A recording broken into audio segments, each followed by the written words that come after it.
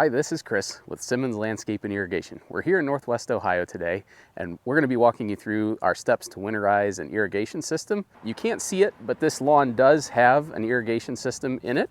And as part of that system, we have piping underground, and right now that pipe is full of water. And now, before winter comes and that water freezes, we have to get it out of the lines. Every system's different. This particular system happens to be fed by a city water source, but you may be fed by a deep well, a point well, or some other pump. If that's the case, the process will be similar but slightly different. So the first thing we have to do is figure out where the water supply is coming from. It might be a curb stop located in the lawn, it might be a meter pit, but 99% of the time you'll find your handle somewhere in your basement or crawl space. All right, hey, so we're down here in the basement. We've located our shutoff handle here. We've conveniently tagged it so that we know that this is the irrigation mainline shutoff, because what we don't want is for this handle to be in the open position after we winterize. This stays off until springtime.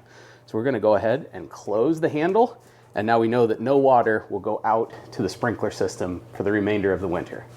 Okay, so the next step in our process is to locate your pressure vacuum breaker. If you're on a city water system, you should have one of these or something that looks just about like it. And we're gonna go ahead and expose down here. We've got a little bit of soil that needs to be removed so that we can access the winterization port for our air hose. Next season, we'll put in the notes that we need to raise this port so that we don't have to dig around it. Now we're going to open the faucet so that when we hook up our air hose, the air can go in and winterize this vacuum breaker. Okay, so now we're standing here at our air compressor. This is what's known in the industry as a 185 CFM. For those of you that like the technical details, this thing is basically exhaling 185 cubic feet of air every minute that it's running, and that volume is what we need to push the water out of the line. If we use a small residential style compressor, we're limited in the amount of air that can be stored in that tank and discharged into the pipe. What we need is a big rush of air, because if that pipe remains half full of water, that air is going to travel in that gap. And we don't want that, because that will leave water in the pipe. So if you do decide to winterize yourself and you're using a small compressor, you have to charge that line many times to get a sufficient amount of water out of your lines to protect them from freezing. Okay, so we've got our 3/4 inch air hose here, and we have brought it from our air compressor trailer. We are now going to hook it up to this faucet, get it nice and tight, because if it comes off, it's gonna whip around and it's gonna break windows and do all sorts of damage. So we wanna make sure that this is nice and tight. And we're there. So now we'll go in the garage, we'll turn on the first zone, go back and start the compressor. Okay, so we're here in the garage. This is our control system for the sprinklers, and we can see that we've serviced this in the past. It does have our sticker on it, and what we're going to do now is open the cover. We're going to set the dial to the automatic position for this particular controller. We're going to press this manual start button, and that will bring up the first zone, which is currently set to run for 15 minutes. Now we'll go out, we'll start the air compressor now that the air has somewhere to go. Now we're back at the air compressor. We're going to go ahead and open our service cover here. We're going to close our service handle here so we don't send a big old whoosh of air through the line. And we are going to go ahead and start the compressor.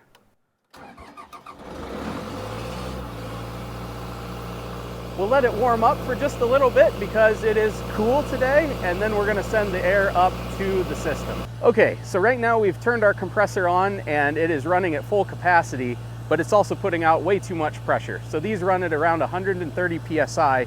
We don't want to put anywhere close to that through our sprinkler system. We have a regulator that's going to bring that pressure down to what your normal city water pressure is, which is anywhere between 40 and 60. So now that we have that regulator ready to go, we can turn on the handle and send the air into the system. Okay, so what we're seeing here as we put the air through this first section of sprinkler heads, we're seeing that the air is displacing the water. And at this first head that's starting to puff right now, and even the second one as it starts to puff a little bit, we see that we've made progress going down the line. Now what we're going to do is watch the rest of the heads on the line so that we can see them start to puff. So here we are at the very last sprinkler to stop emitting water, and at this point it is winterized fully and completely, even though there is a little vapor coming out, and that virtually guarantees that we have 98% of the water out of the lines. And at that point there's not enough left in the line to cause any sort of damage, and we know that we can move to the next section. So here we are back at the controller after finishing that first section of sprinkler heads, And we are going to go ahead and press this manual start advance button once again. And now we've brought up our second zone. And now we'll go out in the yard, find where zone 2 is, and watch those heads until we're sure that those are completely winterized and dry. Now, I want to stress that systems are all different. Some, you're going to have long runs of pipe, and it may take longer than others, but as a general rule, we're going to be 2 to 3 minutes on a zone. While we were here, we just noticed that this sprinkler head popped on with this section, and what can sometimes happen is as you're pushing air through a system, the system doesn't behave like it has water in it, and you'll get a valve that'll come on momentarily, but it's shut itself back down, so we're not worried about it. And it's one of those things that we'll note on the card for the property, and we'll check again in the spring to make sure it's not sticking or having any other malfunctions. So right now, what we have turned on back here is a zone full of rotors, and what we want to do with these is treat them a little more gently than what we do with the fixed position spray heads that just pop up. On these, especially Hunter recommends that you do not overblow these. So you want to have a little bit of vapor coming out of them when you're considering them done, because the analogy that we've come up with that best describes it is running your engine with no oil in it. So the water is the lubricant for the gear system that drives these heads and causes them to rotate. If you're going to blow them to the point of being absolutely bone dry, then you've blown out all the water and thus you've blown out all the lubricant. So when you are winterizing these rotor heads, make sure you're not blowing them to the point of bone dry. All right, so we have winterized the very last zone here at this house. This is zone 10. We know that because we have no additional or modules plugged into the controller. So now that we've cleared all the lines in this system, we're gonna go shut down the air compressor, and we'll let the air out through this very last section of sprinkler heads. And once the air has escaped, we'll come back here to the garage and shut the controller off for the winter. So our compressor is shut down. It's nice and quiet again. Peace is restored to the neighborhood. We're all out of air in the system itself, so now we have to go up to our vacuum breaker, disconnect our hose. Now we're going to shut the service valve, and we'll make a note that we need an extension for this in the spring. So we're back here at the controller. We're going to click the dial from the auto position to the off position. If it did for some reason get left in the automatic position, the only thing it will do is click the solenoid, so there's no damage that's going to occur. We just like to leave them in the off position. We'll go ahead and close up the door. We are going to leave the controller plugged in, simply because the little bit of heat generated here by the controller just helps keep the LCD screen warm. We don't want anything to go wrong there over the winter. So that's it.